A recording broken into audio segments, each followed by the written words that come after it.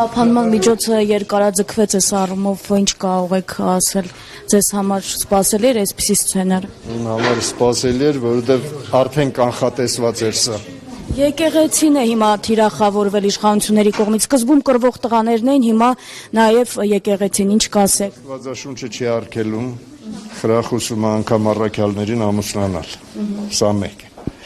Երկրորդը, ուրեմն երբ որ անառակ կնոջը բերեցին Հիսուսի մոտ, Հիսուսն ասաց՝ ով ա ձեզանից արդար, թող առաջի քարը գցի։ Սա երկուս։ Իսկ եթե եկեղեցու ներքին կանոնակարգա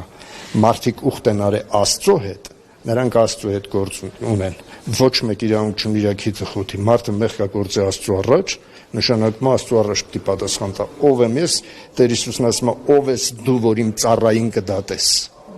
Սա է։ Գնացեք։ Իսկ պատահական եք համարում։ Ոչ, ես 2 տարի առաջ եմ այդ հարցազրույցի տվել։ 2 տարի առաջ այդ մասին խոսել եմ, կարաք նայեք, եկեղեցու վրա գրողման մասին։ Լավ եղեք։ Սերոք ջան, Աստված կողեր, Սերոք ջան։